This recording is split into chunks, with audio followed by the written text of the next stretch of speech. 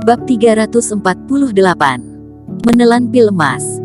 Superior Master kelas 4, keuntungan yang dibawa untuk Eric Kin sudah terlihat jelas. Dia bahkan merasakan titik kritis dari Superior Master, seolah-olah bisa menyentuh plafon ini kapan saja. Untungnya jurus ini adalah ada di tangan aku.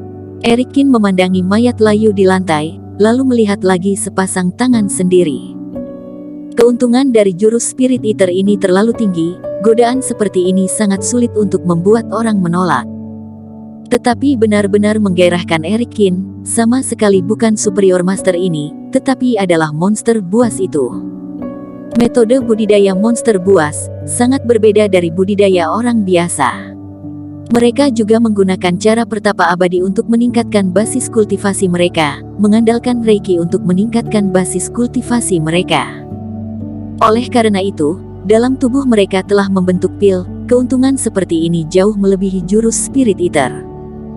Awalnya mengira tidak ada harapan untuk masuk ke Superior Master, tidak kepikiran Sound Huo ini berinisiatif untuk mengirimkan diri sendiri kemari. Eric Kin tidak bisa menahan memegang dagunya dan tertawa.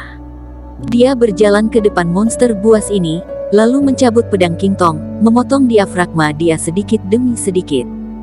Sebuah pil emas mengepul, lalu jatuh ke tangan Eric Kin. Pil emas ini bersinar dalam kegelapan, menampakkan semburan cahaya gelap. Sebuah Reiki murni, membuat orang terpesona. Benar-benar tidak tahu setelah memasuki Superior Master, tubuh aku akan mencapai seberapa keras. Eric Kin samar-samar memiliki beberapa harapan. Sekarang tubuh fisik dia sudah sebanding dengan Grand Superior Master. Setelah memasuki ke Superior Master, masih ada siapa lagi yang bisa dibandingkan dengan tubuh fisiknya? Terobosan tahap terakhir akan menghadapi malapetaka. Eric Kin mengangkat kepalanya melihat ke langit yang mendung, ekspresi wajahnya tidak hanya ada sedikit bermartabat. Dia masih belum pernah melihat kesengsaraan surgawi, tetapi menurut deskripsi dalam memori yang diwarisi, semakin tinggi bakatnya, semakin kuat kesengsaraan surgawi tersebut. Yang paling mengkhawatirkan Eric Kin adalah dia pernah mengubah takdirnya pada tubuh Tuan Besar Kakek Su. Ini kemungkinan akan membuat kesengsaraan surgawi semakin kuat.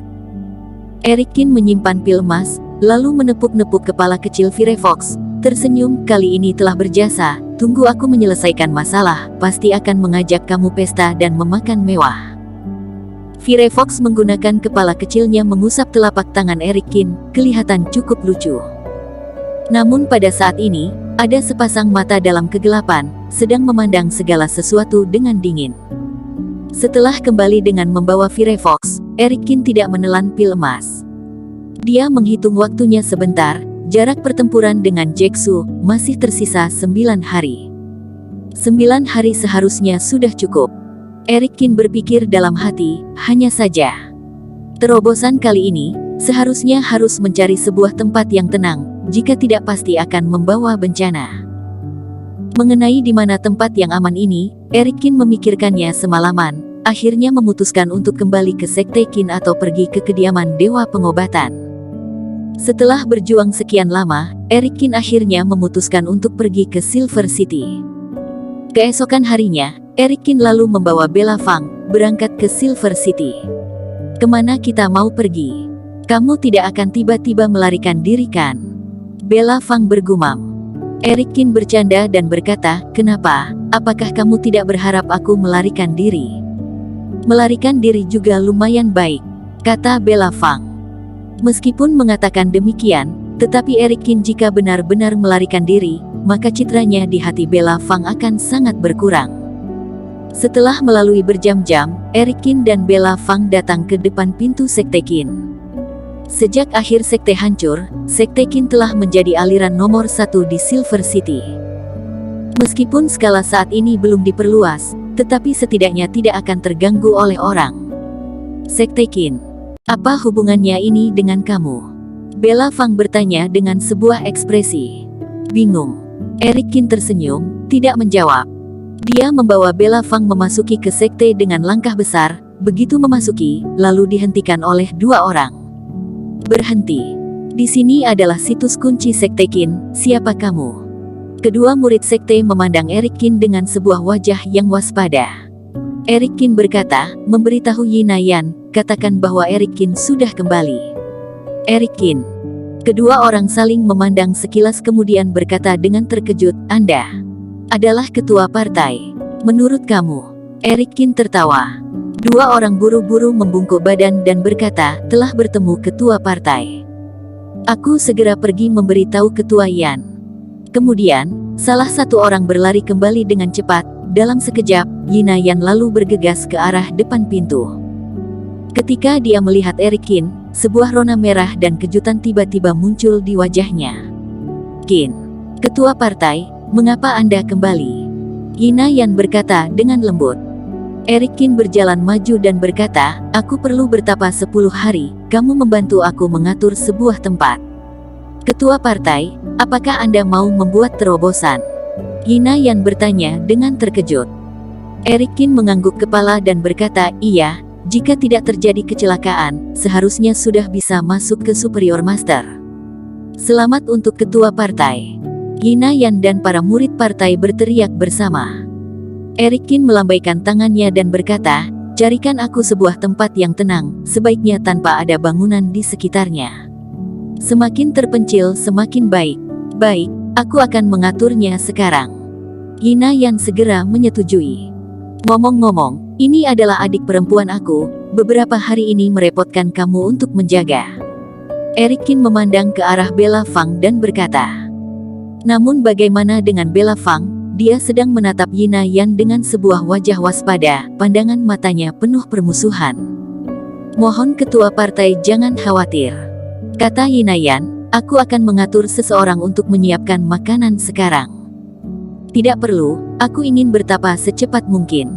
Eric Qin melambai tangan dan berkata. Yinayan membuka mulutnya, lalu mengangguk kepala dan berkata, baik. Setelah 1 jam lebih, Yinayan datang ke kamar Eric Qin. Dia berbisik, ketua partai, semuanya sudah beres. Membawa aku pergi saja. Eric Qin perlahan-lahan bangkit, memegang pil emas di tangannya. Iya. Yinayan sedikit mencondongkan tubuhnya kemudian memimpin jalan di depan. Setelah berjalan beberapa meter, kedua orang sampai sebuah tempat yang sangat terpencil. Ada pegunungan di sekitar sini, dan tempat di mana Eric Qin berada, kebetulan berada di sebuah ngarai yang sangat besar. Di ngarai penuh dengan pepohonan, suara burung serta wangi bunga, sangat membuat orang menyenangkan. Eric Qin melihat secara garis besar, lalu menatap Yinayan dan berkata, beberapa hari ini jangan membiarkan siapapun mengganggu aku, juga jangan mengungkapkan keberadaan aku. Yinayan segera mengangguk kepala dan berkata, mohon ketua partai jangan khawatir, selain aku, tidak ada yang tahu sini. Baik. Eric Qin mengangguk kepala, lalu duduk bersila.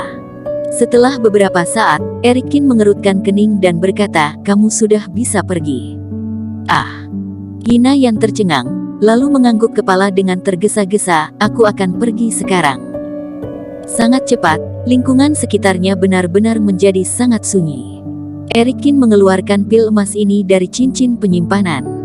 Berharap bisa membawa aku memasuki ke alam Superior Master.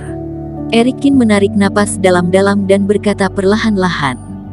Setelah itu, Eric Qin tidak lagi menyia-nyiakan waktu, dia membuka mulutnya, menelan seluruh pil emas. Sebuah reiki meledak di diafragma Eric Qin dalam sekejap. Diafragma gelap langsung diterangi, pil emas itu bersinar dengan cahaya yang menyilaukan, kemudian tiba-tiba meledak.